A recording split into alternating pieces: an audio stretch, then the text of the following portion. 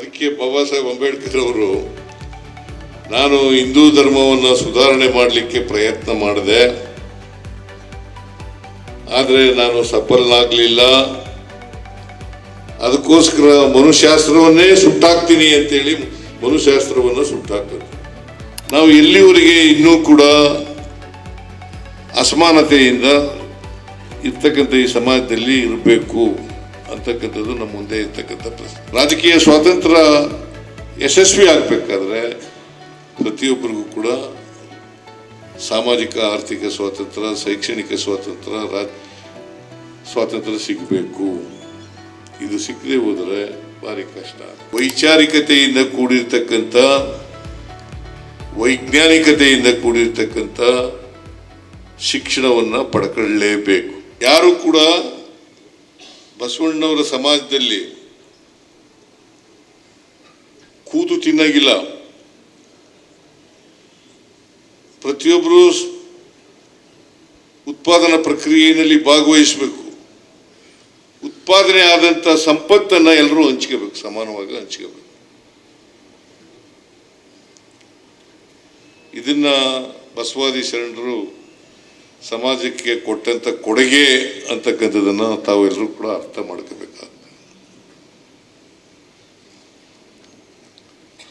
ಹಾಗಾಗಿನೇ ಅಸಮಾನತೆ ಸಮಾಜ ನಿರ್ಮಾಣ ಆಗಿರ್ತಕ್ಕಂಥದ್ದು. ಅಸಮಾನತೆ ಸಮಾಜ ಯಾಕಾಗಿದೆ ಅಂತಂದ್ರೆ ಅದಕ್ಕೆ ಬಾಬಾ ಸಾಹೇಬ್ ಅಂಬೇಡ್ಕರ್ ಅವರು ಸಂವಿಧಾನ ಕೊಟ್ಟರಲ್ಲ, ಜನವರಿ 26ನೇ ತಾರೀಕು 1950ನೇ ಇಸ್ವಿ ಸಂವಿಧಾನ ಜಾರಿಗೆ ಬಂತು. ಅಲ್ಲಿವರೆಗೆ ಮನುಶಾಸ್ತ್ರನೇ ಜಾರಿಗಿದ್ದದ್ದು. ಅದಕ್ಕೆ ಬಾಬಾ ಸಾಹೇಬ್ ಅಂಬೇಡ್ಕರ್ ಅವರು ನಾನು ಹಿಂದೂ ಧರ್ಮವನ್ನು ಸುಧಾರಣೆ ಮಾಡಲಿಕ್ಕೆ ಪ್ರಯತ್ನ ಮಾಡಿದೆ, ಆದರೆ ನಾನು ಸಫಲನಾಗಲಿಲ್ಲ. ಅದಕ್ಕೋಸ್ಕರ ಮನುಶಾಸ್ತ್ರವನ್ನೇ ಸುಟ್ಟಾಕ್ತೀನಿ ಅಂತೇಳಿ ಮನುಶಾಸ್ತ್ರವನ್ನು ಸುಟ್ಟಾಕೋದು. ಈ ಅಸಮಾನತೆಯನ್ನ ನಿರ್ಮಾಣ ಮಾಡತಕ್ಕಂಥ ಮನುಶಾಸ್ತ್ರ ಇದೆಯಲ್ಲ, ಅಮಾನವೀಯತೆಯನ್ನ ಕೂಡಿರ್ತಕ್ಕಂಥ ಮನುಶಾಸ್ತ್ರ ಇದೆಯಲ್ಲ, ಇದನ್ನು ಸುಟ್ಟಾಕ್ತೀನಿ ಅಂತೇಳಿ ಬಾಬಾ ಸಾಹೇಬ್ ಅಂಬೇಡ್ಕರ್ ಅವರು ಅದನ್ನು ಸುಟ್ಟಾಕಿದ್ರು.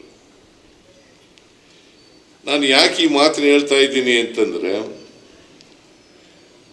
ನಾವು ಎಲ್ಲಿವರೆಗೆ ಇನ್ನೂ ಕೂಡ ಅಸಮಾನತೆಯಿಂದ ಇರ್ತಕ್ಕಂಥ ಈ ಸಮಾಜದಲ್ಲಿ ಇರಬೇಕು ಅಂತಕ್ಕಂಥದ್ದು ನಮ್ಮ ಮುಂದೆ ಇರ್ತಕ್ಕಂಥ ಪ್ರಶ್ನೆ.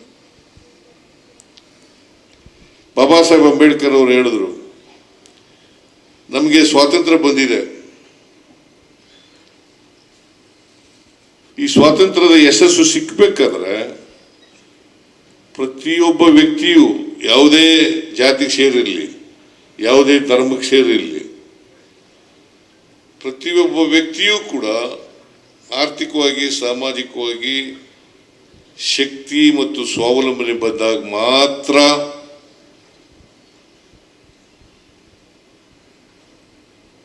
ರಾಜಕೀಯ ಸ್ವಾತಂತ್ರ್ಯಕ್ಕೆ ಅರ್ಥ ಬರ್ತದೆ, ಅದು ಯಶಸ್ವಿ ಆಗ್ತದೆ ಅಂತಕ್ಕಂಥ ಮಾತುಗಳನ್ನು ಬಹಳ ಹಿಂದೆನೇ ಹೇಳಿದರು.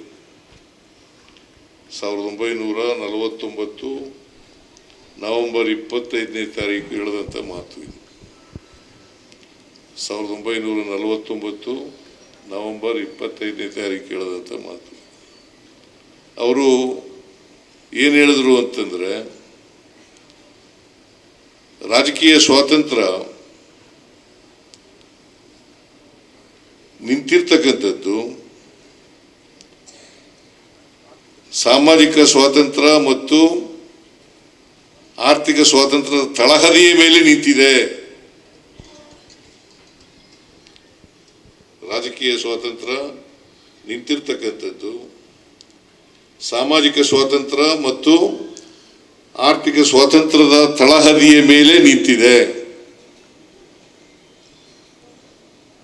ರಾಜಕೀಯ ಸ್ವಾತಂತ್ರ್ಯ ಯಶಸ್ವಿ ಆಗಬೇಕಾದ್ರೆ ಪ್ರತಿಯೊಬ್ಬರಿಗೂ ಕೂಡ ಸಾಮಾಜಿಕ ಆರ್ಥಿಕ ಸ್ವಾತಂತ್ರ್ಯ, ಶೈಕ್ಷಣಿಕ ಸ್ವಾತಂತ್ರ್ಯ ಸಿಗಬೇಕು. ಇದು ಸಿಕ್ಕದೆ ಹೋದರೆ ಭಾರಿ ಕಷ್ಟ ಆಗ್ತದೆ. ಇಲ್ಲದೆ ಹೋದರೆ ನಾವು ಬದಲಾವಣೆಯನ್ನು ತರ್ತಕ್ಕಂಥ ಪ್ರಯತ್ನವನ್ನು ಮಾಡದೆ ಹೋದರೆ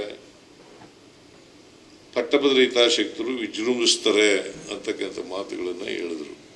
ಅದಕ್ಕೆ ನಾವೆಲ್ಲರೂ ಕೂಡ ತಿಳ್ಕೋಬೇಕಾಗಿರ್ತಕ್ಕಂಥದ್ದು, ಅವರು ಇನ್ನೂ ಒಂದು ಎಚ್ಚರಿಕೆಯ ಮಾತುಗಳನ್ನು ಹೇಳಿದರು. ಬಹುಶಃ ಮಾದೇವಪ್ಪ ಹೇಳಿದ್ರು ಅನ್ನೋ ಕಾಣಿಸುತ್ತೆ. ಯಾರಿಗೆ ಇತಿಹಾಸ ಗೊತ್ತಿಲ್ಲ ಅವ್ರು ಯಾರು ಕೂಡ ಇತಿಹಾಸವನ್ನು ನಿರ್ಮಾಣ ಮಾಡಲಿಕ್ಕೆ ಸಾಧ್ಯ ಇಲ್ಲ. ಇತಿಹಾಸ ತಿಳ್ಕೋಬೇಕು. ನಾವು ಯಾಕೆ ಹಿಂಗಾಗಿದ್ದೀವಿ, ಈಗ ನಾವ್ಯಾಕೆ ಅನಕ್ಷರಸ್ಥರಾಗಿದ್ದೀವಿ, ನಾವ್ಯಾಕೆ ಬಡತನದಿಂದ ನರಳ್ತಾ ಇದ್ದೀವಿ, ನಮ್ಗ್ಯಾಕೆ ಸೂರಿಲ್ಲ, ನಾವ್ಯಾಕೆ ಅವಿದ್ಯಾವಂತರಾಗಿದ್ದೀವಿ. ಇದನ್ನ ಇತಿಹಾಸ ಏನು, ಇದಕ್ಕೆ ಕಾರಣ ಏನು ಅಂತಕ್ಕಂಥದ್ದನ್ನು ತಿಳ್ಕೊಳ್ಳದೆ ಹೋದರೆ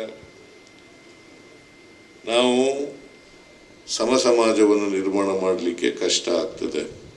ಬಸವಾದಿ ಶರಣರು ಸಮ ಸಮಾಜವನ್ನು ಕನಸು ಕಂಡಿದ್ರು. ಬಾಬಾ ಸಾಹೇಬ್ ಅಂಬೇಡ್ಕರ್ ಅವರು ಸಮ ಸಮಾಜದ ಕನಸನ್ನು ಕಂಡಿದ್ರು. ಗಾಂಧೀಜಿಯವರು ಸಮ ಸಮಾಜದ ಕನಸನ್ನು ಕಂಡಿದ್ರು. ಬುದ್ಧ ಸಮ ಸಮಾಜದ ಕನಸನ್ನು ಕಂಡಿದ್ರು. ಈ ಸಮ ಸಮಾಜ ಆಗಬೇಕಲ್ಲ. ಅನೇಕ ಧರ್ಮಗಳಿದ್ದಾವೆ, ಜಾತಿಗಳಿದ್ದಾವೆ, ನಿಜ. ಆ ಜಾತಿ ವ್ಯವಸ್ಥೆ ಹೋಗ್ಬೇಕಾದ್ರೆ ನಾವೆಲ್ಲರೂ ಕೂಡ ವೈಚಾರಿಕತೆಯಿಂದ ಕೂಡಿರ್ತಕ್ಕಂಥ, ವೈಜ್ಞಾನಿಕತೆಯಿಂದ ಕೂಡಿರ್ತಕ್ಕಂಥ ಶಿಕ್ಷಣವನ್ನು ಪಡ್ಕೊಳ್ಳಲೇಬೇಕು.